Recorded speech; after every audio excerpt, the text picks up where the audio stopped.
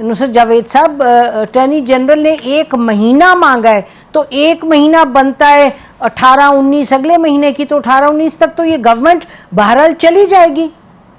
तो भैया ये बात तो उनको सुप्रीम कोर्ट को कहना चाहिए था कि मियाँ आप 1 महीने बाद भी जो केयर टेकर गवर्नमेंट होगी वो आपको रिटेन करेगी एज अटॉर्नी जनरल या नहीं। जब उन्होंने ये सवाल नहीं उठाया तो मैं और आप बेचारे क्यों अपने कमजोर जहन को मांगने में जोड़ दें। क्या हो गया आपको? बिल्कुल आप तो खामखा की अपनी और मेरी मुश्किलात में इजाफा कर रही हैं। अच्छा ठीक है, बिल्कुल।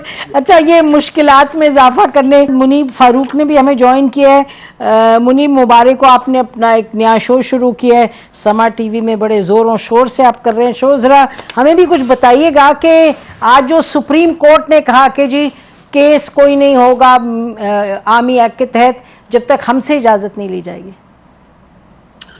बहुत शुक्रिया जी, और माजरत चाहता हूँ थोड़ा सा देर हो गई।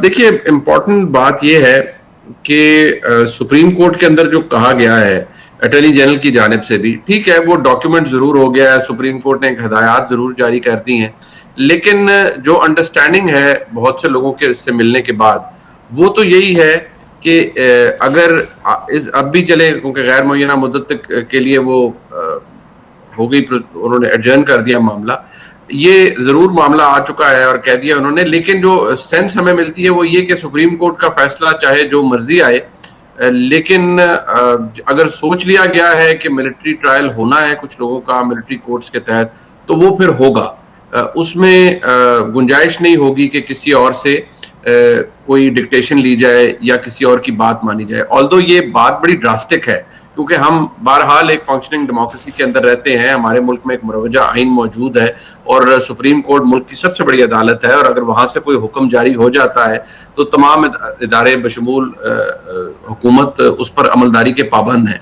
लेकिन जो सेंटिमेंट हमें मिल रहा है वो ये है कि इस मामले के अंदर अगर किसी ने रखना डाला तो उसको डिसरिगार्ड किया जाएगा और उससे कोई चीज रुकेगी नहीं। और जो बात 9 मई के वाकयात के हवाले से है, जिस JID का आपने इब्तदाई में जिक्र किया कि उसके टीजर्स आ रहे हैं, ये टीजर्स तो जारी बात है अब उसकी, क्योंकि फाइनल शक्ल कुछ सामने निकल रही होगी तब आ रही होगी। ये सेंस तो हम सबको पहले ही पता थी कि ये काम होना है, और जिस तरह से बाद में जैसे FIR दर्ज हुई उसके बाद इमरान खान साहब का नामजदगी हुई उन केसेस के अंदर, जो कि कानूनी प्रोसेस है, हो भी सकती है, तो उससे अंदाजा ये होता है कि ये फैसला तो हो चुका है कि इमरान खान की गिरफ्तारी तो चले किस स्टेज पे करते हैं, लेकिन उनका ट्रायल या उनको कम से कम इम्प्लीकेट किया जाएगा इस 9 मई के वाक़े के अंदर, even indirectly, but obviously government को या रियासत को कुछ ना कुछ एविडेंस सामने लाना पड़ेगा। और इमरान खान को मेरे ख्याल में ये माहौल मौजूद है कि उनको मिलिट्री एक्ट के तहत ही उनका मुकदमा आगे चलेगा। इंसदादे दहशतगर्दी के कानून के ऊपर वहां तक इसको नहीं रखा जाएगा, और क्योंकि फौजी तनसीबात का मामला है तो फिर इसको वहां पर ले जाया जाएगा, और ऑलरेडी प्रेसिडेंट मौजूद भी है, जो लोग पहले आइडेंटिफाई हुए उनका किया गया है। लेकिन एविडेंस क्या है, ये सवाल मैं भी आज तक करता हूं, और बहुत से जो हमारे दोस्त हैं जिनसे हमारी मुलाकात होती है खलवत में जलवत में, उनसे भी हम ये पूछते हैं कि जरा ये फरमा दीजिए कि जिस सोफिस्टिकेटेड एविडेंस की बात राना सनाउल्लाह करते हैं बहसियत इंटीरियर मिनिस्टर, वो कहाँ है, अगर है तो वो किस टाइप का है, किस शक्ल में है, और वो उसकी कितनी शिफ्टिंग हो चुकी है, किस फाइनल शक्ल में वो पेश किया जाएगा, क्या वो डिस्प्ले पे लाया जाएगा या उसको सीगा राज में ही रखा जाएगा, क्योंकि these are very important question. आज अदालत ये उठाए गए कि आप जो एविडेंस है उसको किस तरह से एवेल्युएट करते हैं, रीजनिंग क्या दी जाती है, फैसलों के अंदर नहीं दी जाती, क्योंकि हमारे सामने जो अंडरस्टैंडिंग है मिलिट्री कोर्ट्स की या मिलिट्री ट्रायल्स की, वो ये हो कि वो समरीली डील किए जाते हैं, समरी ट्रायल्स होते हैं, और उनमें कोई इतनी डेप्थ नहीं होती। सो क्या ये अब हो पाएगा ये नहीं? I can safely say that history is in the making, but as we speak now, इस वक्त मुझे नहीं लगता कि कोई रिप्रीव या कोई गुंजाइश है इमरान खान के लिए बहसियत फॉर्मर प्राइम मिनिस्टर के, उनको थोड़ी रियायत मिल जाएगी 9 मई के वाकयात के अंदर। जी, जो आपने कहा, आज सुप्रीम कोर्ट ने बार बार बेंच ने उठाया सवाल कि अपील का राइट होगा, ओपन ट्रायल होनी चाहिए, ये सब चीज़ें उठाई तो गई। मालिक, ये जो खान का फैक्टर है PTI के चेयरमैन का, आप भी इसी तरीके से देख रहे हैं जैसे मुनीब देख रहे हैं कि ये अब उनके लिए तो किसी हद तक मामला तय हैं कि उनकी ट्रायल भी होगी अंडर आर्मी एक्ट? मेरी इनफैक्ट जो इत्तला आ रही है वो तो कॉन्ट्ररी है। ये काफी ज्यादा बहस हुई है यहाँ पे, ये रेलेवेंट मामला है। और मुझे तो खासकर ये मिला है कि इम्प्रेशन ये क्रिएट किया जा रहा है कि पूरा जोर है और ये डिसाइडेड मैटर है, ये मिलिट्री कोर्ट में जाएगा।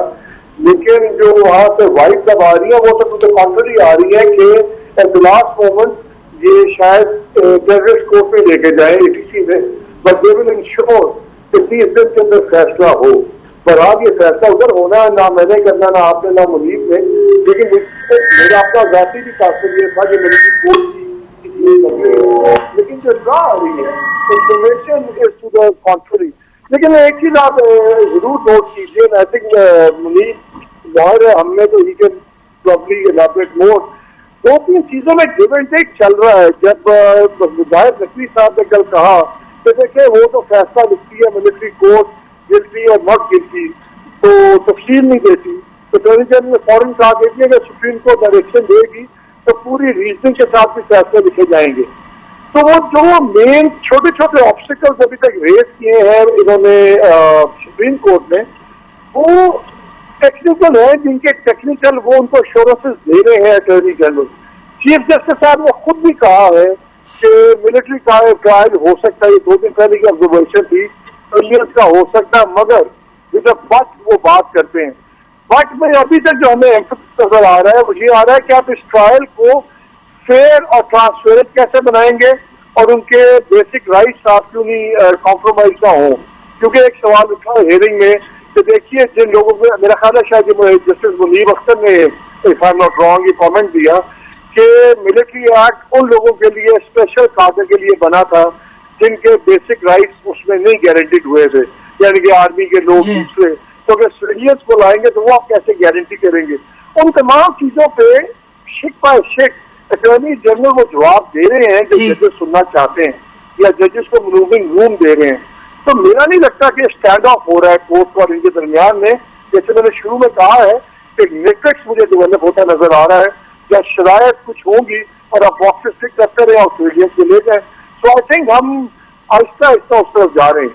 ठीक है, आप सही कह रहे हैं। जो अटॉर्नी जनरल के आज कमेंट्स थे बहुत हद तक के जी इसमें कोई केसेस वैसे नहीं हैं जिनको फांसी हो या जिनको उम्र कैद हो, जिस पे उनसे पूछा गया बेंच की तरफ से, तो इसका मतलब कि आप कह रहे हैं किसी पर नहीं वो लागू होगा। तो उन्होंने कहा जी एज वी स्पीक ये मामला है और 90 दिनों से ज्यादा अगर किसी को सजा मिलेगी तो अपील का राइट, तो योर राइट के attorney general who's obviously representing the government और गवर्नमेंट रिप्रेजेंट कर रही है फौज को, तो वो जो मामलात हैं लग रहा है कि देयर इज सम फ्लेक्सिबिलिटी। लेकिन बहरहाल ब्रेक लेते हैं, ब्रेक के बाद आएंगे और जो मामलात हैं उस पर बात करेंगे। इलेक्शंस क्या टाइम पे होंगे, केयर टेकर गवर्नमेंट का क्या सिलसिला है। स्टेबल